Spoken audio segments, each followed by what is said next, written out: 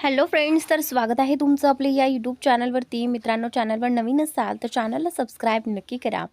एक दिवस गेला आणि मग कॉलेजमध्ये फेअरवेलचा दिवस आला. त्या दिवशी मी ठरवलं होतं की मी वैशालीला प्रपोज करणार, कारण मी हे स्पष्टपणे पाहिलं होतं की तिलाही मी खूप आवडायचो. ती माझ्या प्रत्येक छोट्या मोठ्या गोष्टीची काळजी घ्यायची. मला जरा काही झालं तरी फार अस्वस्थ व्हायची. एकदा तर मी तिला माझ्यासाठी रडतानाही पाहिलं होतं. कुठेतरी माझ्या मनाला हे उमजलं होतं की ती माझ्यावर खूप प्रेम करते. फेअरवेलच्या दिवशी मी तिच्यासाठी डायमंडची रिंग घेऊन गेलो होतो. मनात ठरवलं होतं, आधी तिला माझ्या मनातील भावना सांगेन आणि नंतर घरी सांगेन. फेअरवेल संपलं आणि मी तिच्या जवळ गेलो. मी तिला माझ्या मनातलं सगळं सांगितलं, पण तिने मला थेट नकार दिला. इतकं बोलून मयंक थांबला. मयंकचं सगळं ऐकून इशिता आश्चर्याने म्हणाली, पण जर वैशाली तुमच्यावर इतकं प्रेम करत होती तर तिने अचानक तुम्हाला रिजेक्ट का केलं? आणि असं काय झालं की तिने एका क्षणात सगळं सोडून दिलं? इशिताचं बोलणं ऐकून मयंक हसत म्हणाला, मी मूर्ख होतो. कोणाची पार्श्वभूमी न जाणता प्रेमात पडलो. ज्या दिवशी मला रिजेक्शन मिळालं त्याच दिवशी मला कळलं की वैशाली म्हणजेच प्रसिद्ध उद्योगपती सुनील गावस्कर यांची मुलगी आहे. इतकंच नाही तर त्यांची मोठी मुलगी काव्या गावस्कर तिच्या छोट्या बहिणीला कॉलेजमध्ये मुद्दाम पाठवत होती, जेणेकरून तिचं काम साध्य होईल. काव्याचा एक बॉयफ्रेंड होता ज्याने तिला धोका दिला होता, पण काव्या काहीच करू शकत नव्हती, कारण तो माणूस खूप ताकदवान होता. तिने त्याला कधीच आपल्या कुटुंबाबद्दल सांगितलं नव्हतं. म्हणूनच तिने आपल्या बहिणीला एक मोहरा बनवून कॉलेजमध्ये पाठवलं. वैशालीने मला याबद्दल काहीच सांगितलं नव्हतं. ती माझ्याशी मैत्री करत होती, कारण ज्या माणसाकडून ती बदला घेणार होती तो माझा मित्र होता. तिने माझ्या मित्रावर उघडपणे हल्ला केला आणि मी काहीच करू शकलो नाही. त्याच दिवशी वैशालीने मला सांगितलं की ती माझ्यावर प्रेम करत नाही. तिने फक्त माझा वापर केला होता. माझ्यासोबत राहून ती आपल्या बहिणीचा बदला घेत होती. हे सगळं कळल्यावर मी पूर्णपणे तुटलो. पण जेव्हा काव्या गावस्कर तिच्या बहिणीला तिथून घेऊन जात होती, तेव्हा वैशाली सतत माझ्याकडे पाहत होती. आणि जेव्हा मी तिच्या डोळ्यात पाहिलं तेव्हा मला जाणवलं, हे सगळं ती स्वतःहून करत नव्हती. कुणीतरी ते तिला करायला भाग पाडत होतं. तिच्या डोळ्यात मला ते दुःख दिसलं, जसं कुणाला कायमचं गमावल्याचं दुःख असतं. हे ऐकून इशिता गोंधळून म्हणाली, म्हणजे तुम्ही असं म्हणताय की वैशालीने जे काही केलं ते फक्त तिच्या बहिणीच्या सांगण्यावर केलं? ती स्वतः हे सगळं करायला इच्छुक नव्हती. तिने तुम्हाला धोका दिला नाही, उलट ती खरंच तुमच्यावर प्रेम करत होती. इशिताचं हे बोलणं ऐकून मयंक आश्चर्याने म्हणाला, अगदी बरोबर. थँक गॉड तुम्ही माझं म्हणणं समजून घेतलं. नाहीतर जेव्हा मी हे सगळं भावाला सांगितलं तेव्हा तो म्हणाला की वैशाली माझ्यावर प्रेम करत नव्हती, ती फक्त माझा फायदा घेत होती. पण तुम्ही किमान माझ्या मनातली भावना तरी समजून घेतलीत. मलाही हेच वाटत होतं की वैशाली हे सगळं करायला इच्छुक नव्हती. म्हणून मी भावाचं ऐकलं नाही आणि तिला शोधायचं ठरवलं. संपूर्ण 1 महिना मी माझ्या वैयक्तिक बॉडीगार्डला तिच्यावर नजर ठेवायला सांगितली होती. पण ज्या दिवशी तिने मला रिजेक्ट केलं त्याच्या दुसऱ्या दिवशी ती गायब झाली. मी तिला सगळीकडे शोधलं. तिच्यासोबत राहून मला तिच्याबद्दल जितकी माहिती मिळाली होती त्या सगळ्या ठिकाणी मी जाऊन चौकशी केली, पण वैशालीचा कुठेच थांगपत्ता नव्हता. मी मिस्टर सुनील गावस्कर यांच्याशी संपर्क साधण्याचाही प्रयत्न केला, पण ते कधीच भारतात परतले नाहीत. भावानेही खूप मदत केली. त्यांनीही संपर्क साधायचा प्रयत्न केला, पण ना कॉल लागला ना ईमेलचं उत्तर आलं. वैशाली गेल्यानंतर मी पूर्णपणे कोलमडलो होतो. ना भूक लागायची ना तहान. मी एकटाच राहू लागलो होतो. एक दिवस भावाने मला समजावलं की जे काही होतं ते चांगल्यासाठीच होतं. कदाचित माझ्या आयुष्यात कुणी दुसरी मुलगी असेल जी मला खरोखर पात्र असेल. मग हळूहळू मी सगळं विसरायचा प्रयत्न केला. पण तुम्हीच सांगा ना, पहिलं प्रेम कधी विसरता येतं का? मयंकचं बोलणं ऐकून इशिता हसतच म्हणाली, खरं सांगायचं तर पहिलं प्रेम कधीच विसरता येत नाही. पण जेव्हा पहिल्या प्रेमात धोका मिळतो ना, कारण काहीही असो, माणूस आतून पूर्णपणे तुटतो. पण जर त्याच्या आयुष्यात नंतर कुणी दुसरी व्यक्ती आली तर ती पहिल्यापेक्षाही जास्त मौल्यवान ठरते.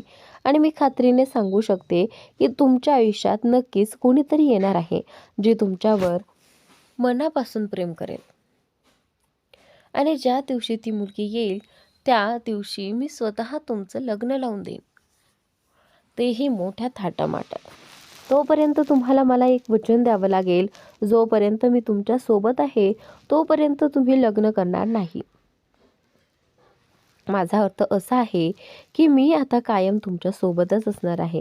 आपण जेव्हा जेव्हा तुमची पार्टनर आयुष्यात येईल तेव्हा मी तिला आधी टेस्ट करेन. ती तुमच्यासाठी योग्य आहे की नाही हे पाहीन. कारण माझ्या लाडक्या धीराला पुन्हा कुणीही धोका देऊ नये असंच मला वाटतं. तुमच्यासारख्या गोड आणि निरागस मुलाला कुणी धोका देऊच कसा शकतं? त्या मुलीचं दुर्दैवच म्हणायचं जिने तुमच्यासोबत असं केलं.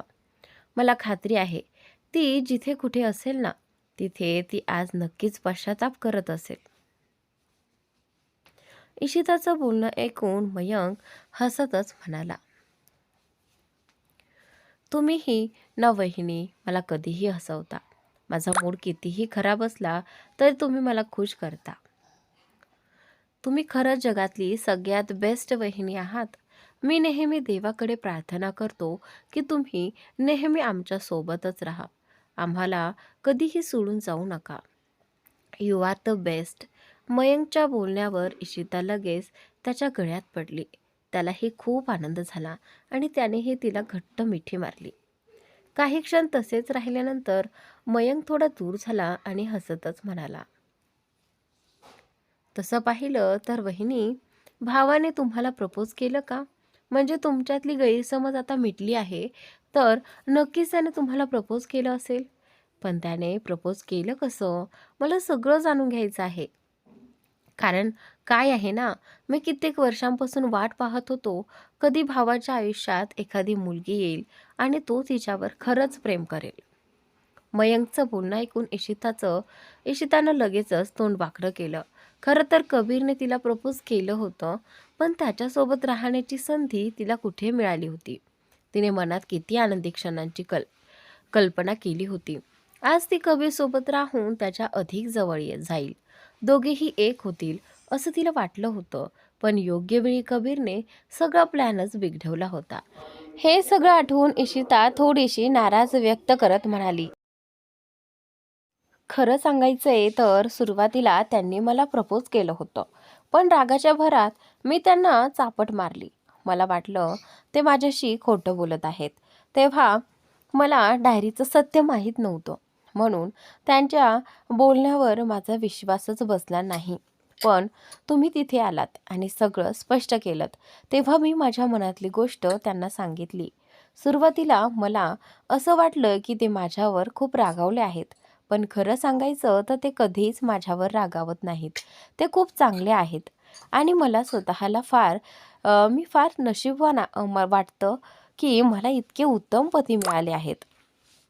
इशिताचं बोलणं ऐकून मयंकही हसला. तेवढ्यात त्याला काहीतरी आठवलं आणि तो म्हणाला, अरे हो, मी तर माझ्या प्रोजेक्टचं काम विसरलोच. भावाने मला एक मीटिंग अटेंड करायला सांगितलं होतं आणि या सगळ्यात ते पूर्णपणे डोक्यातून निघून गेलं. मी आता माझ्या रूममध्ये जातो.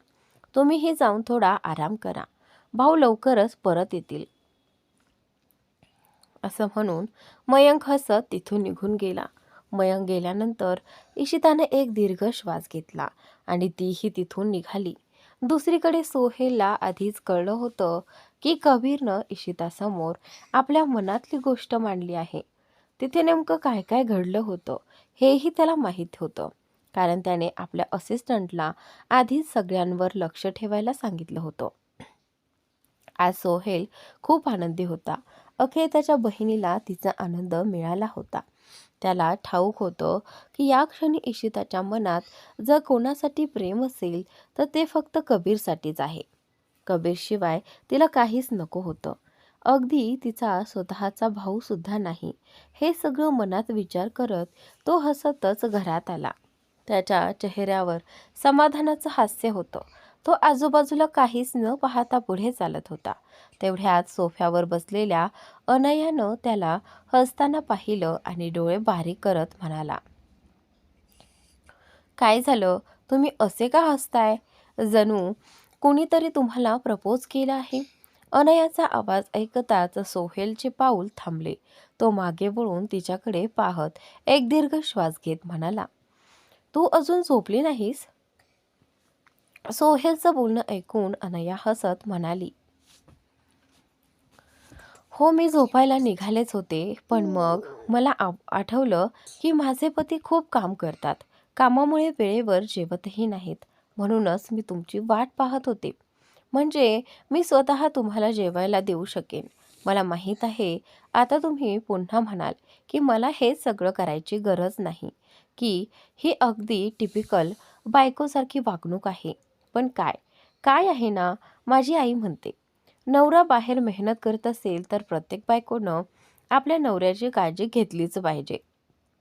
बाकीचं तुम्ही समजू शकता. अनयाचं बोलणं ऐकून जो सोहेल आतापर्यंत हसत होता त्याच्या चेहऱ्यावरचं हास्य क्षणात नाहीसं झालं. पण यावेळी अनयाच्या शब्दांमध्ये त्याला काहीतरी वेगळंच वाटलं. तिचं बोलणं ऐकून त्याला अजिबात राग आला नाही. काही क्षण शांत राहिल्यानंतर सोहेलने डायनिंग टेबलकडे पाहिलं, जिथे आधी जेवणाची ताटं मांडलेली होती. यावेळी तो खोलीत न जाता थेट अनयाचं म्हणणं मान्य करत जेवायला बसला. अनयाला अजिबात अपेक्षा नव्हती की सोहेल इतक्या सहजपणे तिचं ऐकेल. तिने तर मनात ठरवून ठेवलं होतं तो नकार देईल, मग तिला कसं हट्ट करायचं. पण इथे तर सगळं एका क्षणातच घडलं होतं. हे सगळं पाहून अनया पटकन सोहेल जवळ आली. तिनं त्याचे हात धरून त्याला स्वतःकडे वळवलं आणि एका हाताने त्याच्या कपाळाला स्पर्श करत काळजीने म्हणाली, तुम्ही ठीक आहात ना? ताप तर नाही ना? तुमची तब्येत ठीक आहे ना? काही त्रास होत असेल तर मला सांगा, मी तुम्हाला लगेच डॉक्टरकडे घेऊन जाईन. अनयाचं असं अचानक विचित्र वागणं पाहून सोहेल आश्चर्याने म्हणाला, मला काय होणार आहे आणि तू अशी वेड्यासारखी का वागत आहेस? मी एकदम ठीक आहे. मला ताप वगैरे काहीच नाही. सोहेलचं उत्तर ऐकताच अनया हसतच म्हणाली, ओ माय गॉड, मला विश्वासच बसत नाही. मिस्टर सोहेल मित्तल यांनी आपल्या बायकोचं म्हणणं पहिल्याच वेळी मान्य केलं. मला तर वाटलं होतं तुम्ही पुन्हा नकार द्याल आणि मग मला तुमच्या मागे जेवणासाठी हट्ट करावा लागेल. कोशिश करूया, पण यावेळी तुम्ही काही बोललं नाही आणि फक्त हो असं खाण्यासाठी म्हटलं तर काहीतरी तुमच्या मनात आहे का? अनयाच्या बोलण्यावर सोहेलने खोल श्वास घेतला आणि म्हणाला, पाहिलंस, जर तुला हवं असेल की मी शांतपणे जेवू तर मला त्रास देऊ नकोस, नाहीतर मी भुकेलाच झोपू शकतो. सोहेलची ही गोष्ट ऐकून अनया लगेचच त्याच्यापासून दूर गेली. तिला माहिती होतं की सोहेल एकदम जिद्दी माणूस आहे. एकदा जे सांगितलं ते करूनच सोडतो आणि जर त्याने सांगितलं की तो भुकेला राहू शकतो तर तो खरंच राहू शकतो. सोहेलने पाहिले की अनया दूर गेली आहे, तेव्हा त्याने हसत हसत डायनिंग टेबलवर बसला. त्याने लक्ष दिलं की टेबलवर त्याला आवडतं जेवण ठेवलेलं आहे. पण ऐश्वर्याची गोष्ट म्हणजे आश्चर्याची गोष्ट म्हणजे अनया याला कसं कळलं की त्याला काय आवडतं हे पाहून सोहेलने डोळे अर्धेच करून घेतले. तेव्हा अनया, ज्याला आधीच माहिती होतं की सोहेल काय विचार करत आहे, हसत हसत म्हणाली, मला माहिती आहे तुम्ही काय विचार करताय. म्हणजे मला तुमच्या आवडी नापसंत कशी कळली? अंजलीला तर तुम्ही लहानपणापासूनच ओळखता आणि अंजली ही तुम्हाला लहानपणापासूनच ओळखते. मला अंजलीच्या खोलीत एक डायरी मिळाली, ज्यात तिने तुमच्या आवडी नापसंती प्रत्येक गोष्टी लिहून ठेवली आहे. मला माहीत नाही तुम्हाला याची माहिती आहे की नाही, पण माझ्याकडे पुरावा आहे. हवं असेल तर मी दाखवू शकते. सोहेल थोडा आश्चर्यचकित झाला आणि म्हणाला, अंजलीने पण अंजली माझ्या आवडी नापसंत डायरीत का लिहील? तुला काही गैरसमज झाला आहे. अनया थोडं तोंड वाकडं करून म्हणाली, म्हणजे यावेळी पण मला मी चुकीची दिसते का? बघा, माझ्याकडे पुरावा आहे आणि स्वतः विचार करा, मला हे कसं कळलं? इशितालाही तुमच्या आवडी नापसंदाची इतकी माहिती नाही. तुम्ही इशिताला काही वर्षांनी भेटलत आणि त्या परिस्थितीत तुला माहिती नाही, तर मी कुणाकडून विचारणार? आणि जर मी माझ्या भावाला विचारलं तर तो तुमच्यासोबत सतत राहत नाही, म्हणून त्यालाही इतकी माहिती नाही. तर स्पष्ट आहे की हे सगळं मला अंजलीमुळेच कळलंय. डायरीत बरंच काही लिहिलं होतं, पण मी हवं असं वाटतं की तुम्ही स्वतः ती डायरी पाहाल. सध्या ती डायरी अंजलीच्या खोलीत आहे. जर तुम्हाला सत्य समोर हवं असेल तर आता तुम्हाला स्वतः हे करावं लागेल. मी मदत करणार नाही. पण सध्या जेवण खा. मला नकोय की सगळ्या गोंधळात तुम्ही रागाने निघून जा. थोड्या वेळानंतर सोहेल अंजलीच्या खोलीतून बाहेर आल्यानंतर आपल्याच खोलीत गेला आणि पाहिलंय की अनया झोपलेली आहे. तिला अशा प्रकारे झोपलेली पाहून सोहेलचा राग एका क्षणात निघून गेला. ही त्याच्या आयुष्यातली पहिलीच वेळ होती की कोणीतरी त्याचा राग सहज शांत केला. सहसा त्याचा राग काही दिवसातच शांत होतो. काही वेळ शांतपणे अनया पाहिल्यानंतर सोहेलने खोल श्वास घेतला आणि स्वतः सोफ्यावर बसला. त्याच्या मनात फक्त अंजलीचाच विचार चालू होता. अनया तिला कित्येकदा अंजली त्याला कित्येकदा अंजलीबाबत सत्य सांगितलं होतं, पण त्याने कधीही ऐकलं नाही. अनया स्वतः संकटातून गेली होती, तरीही त्याने विश्वास केला नाही. सोहेलला वारंवार तो क्षण आठवत होता, जेव्हा अनया अडचणीत होती आणि अंजली फक्त चांगलं वागण्याचं नाटक करत होती. अनयाने कित्येक वेळा पुरावे दिले, पण अंजलीच्या मित्रत्वात तो इतका अंध झाला की कुणाचीही गोष्ट ऐकत नव्हता. हा विचार करत करत रात्री सकाळ झाली, पण सोहेलला हे कळलंच नाही. तो सोफ्यावर बसलेलाच राहिला, न उठता न हलता. सकाळी 7 वाजता अनयाचे डोळे उघडले आणि पाहिले की सोहेल सोफ्यावर बसलेला आहे. अनयाला वाटलं सोहेल उठला आहे, पण तो अजून घरच्या कपड्यात होता. ती अंगडाई घेत म्हणाली, काय झालं? आज अजूनही तुम्ही घरच्याच कपड्यात आहात? ऑफिसला नाही जायचं का? असं म्हणत अनया बेडवरून उतरली आणि सोहेलकडे गेली. सोहेल जो रात्री झोपलेला नव्हता, अनयाला पाहून तिचा हात ओढून स्वतःकडे करून सोफ्यांवरून उठून तिला गळ्यात घेतो. त्याला त्यावेळी काही विचार आला नाही, फक्त अनयाला गळ्यात घ्यायचं होतं. अनया थोडी आश्चर्यचकित झाली, पण तिनेही तसंच प्रतिसाद दिला. 5 मिनिटं झाली तरी सोहेल अनयापासून दूर झाला नाही. अनयाला खूप अजीब वाटलं. ती स्वतः सोहेलला दूर करून म्हणाली, काय झालं? तुम्ही इतके अस्वस्थ का आहात? तुमचं असं बघून मला वाटतं तुम्ही संपूर्ण रात्र झोपला नाहीत. सांगा ना, काय झालं? इतकं विचित्र वागताय का? सोहेलने शांत होऊन म्हणाला, माझ्यासोबत काही नाही. मी पूर्णपणे ठीक आहे. तू तयार हो. मी दुसऱ्या खोलीत तयार होऊन बाहेर येईन. हे सांगून सोहेल अनयाशी न बोलता खोलीतून बाहेर निघून गेला. अनयाला थोडंसं अजीब वाटलं, पण जास्त विचार न करता ती वॉशरूमकडे गेली. 2 तासानंतर अंजली नाश्त्यासाठी खाली आली. सोहेल ऑफिसच्या कपड्यात तयार होऊन खाली आला आणि पाहिले की अंजली आनंदी आहे. ती हसत हसत सोहेलकडे येऊन म्हणाली, सोहेल, शेवटी भेटला. आजकाल किती काम करतोयस, कळतच नाही. तुला दिसत नाहीये? अंजलीच्या बोलण्यावरून सोहेल हसत म्हणाला, मी कसा दिसणार? मी आजकाल माझ्या पत्नीसोबतच राहतोय आणि तुम्ही पण मला का शोधत राहता? तुम्ही तर आधी म्हटलं होतं ना की तुम्ही इथे फक्त कामासाठी आला आहात? तर मग प्रत्येक वेळेस माझ्या मागे का लागायचं? सोहेलच्या बोलण्यावरून अंजलीचं हसू क्षणातच गायब झालं. ती विचित्र डोळ्यांनी त्याला पाहत म्हणाली, तुम्ही काय म्हणत आहात? तुम्हाला माहिती आहे ना की मी तुम्हाला फक्त मित्राच्या नजरेने किती पसंत करते आणि त्यामुळे मला तुमची काळजी वाटते. आणि तुम्ही सांगा, अनयासारखी नादान मुलगी तुम्हाला कशी सांभाळेल? जी मुलगी स्वतःला सांभाळू शकत नाही, ती तुमची काळजी कशी घेईल? म्हणून मला तुमची काळजी वाटते. आपल्याला जे काही माहीत आहे त्या नात्याबाबत, तर हे विचार करू नका की आपण वेगळे होत आहोत. आपण दोघं एकमेकांना दुसरी संधी देऊ. आपण दोघं कधीही वेगळे होऊ नये हीच इच्छा आहे. तुम्हीच तर म्हणालात ना, माझ्याकडे येऊन सांगितलं होतं की मला अनयाला संधी द्यायला हवी. तर बघा, मी तिला ती संधी दिली. सोहेलच्या बोलण्यावरून अंजली आश्चर्यचकित झाली आणि म्हणाली, काय म्हटलं तुम्ही? तुम्ही असं कसं करू शकता? माझं म्हणणं म्हणजे तुम्ही आधीच म्हणालात ना की अनया खूप बालसुलभ वागते. तिला दुसरी संधी देण्यापेक्षा सोडणं चांगलं आहे. तर मग तुम्ही तिला दुसरी संधी देत आहात?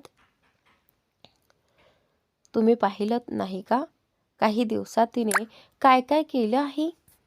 ती स्वतःला मारण्याचा प्रयत्न करू शकते आणि तुम्ही तिला दुसरी संधी देत आहात. अंजलीच्या बोलण्यावरून सोहेल खूप रागावला होता, पण त्यावेळी तो शांत राहू इच्छित होता. म्हणून तो डायनिंग टेबलकडे जात म्हणाला, हो, मी विचार केला होता, पण ती काय आहे ना, अनयाची सवय मला जुळून गेली आहे. जर ती माझ्यासोबत नाही राहिली तर मला फारच अस्वस्थ वाटतं. म्हणून मी ठरवलंय की जर मी लग्न केलेलं आहे तर तिला स्वीकारण्यात काही हरकत नाही. आणि जरी तिला सोडल्यास मला दुसरं लग्न करावं लागेल. त्यामुळे मी आधीच्या पत्नीसोबतच आनंदी राहणं मला बरं वाटेल. तुम्हालाही तेच हवं होतं ना, की मी आनंदी राहू? तर आता मी आनंदी आहे आणि तुम्हाला त्रास वाटतोय. सोहेलच्या बोलण्यावरून अंजली, जी अद्याप तिथेच होती, ती धावत त्याच्याकडे आली आणि चिंतेने म्हणाली, नाही, मला तुमचा आनंद पाहायला आवडतो. जिथे तुम्ही आनंदी राहाल तिथे मला पण आनंद मिळेल. पण मी फक्त काळजी करत आहे, कारण तुम्हाला माहीत आहे ना, अनया किती छोटी आहे. तिचं मन अजूनही बालसुलभ आहे. तर तुम्ही तिला कशी सांभाळाल? तुम्हाला असं लग्न करावं जे तुमच्या बिझनेसला साथ देईल, ज्याला सर्व काही माहिती असेल, जे स्वयंपाकघरात काम करायला आणि ऑफिस कामात समर्थ असेल. अनयाला तर फक्त तुमच्या पैशांवर जगावं लागणार. अंजलीच्या बोलण्यावरून सोहेलनं तिरक्या डोळ्यांनी पाहत म्हणाला, अंजली, तुम्ही मूर्ख आहात का? मी एवढे पैसे कोणासाठी कमावतो? माझ्या पत्नी करताना? आणि या घरात माझ्या पत्नी व्यतिरिक्त कोणी आहे का? हो, तुम्ही फक्त काही दिवसांची पाहुणे आहात. नंतर तुम्ही पण जाल. पण हे सगळं पैसे मी माझ्या पत्नीवर खर्च करणार.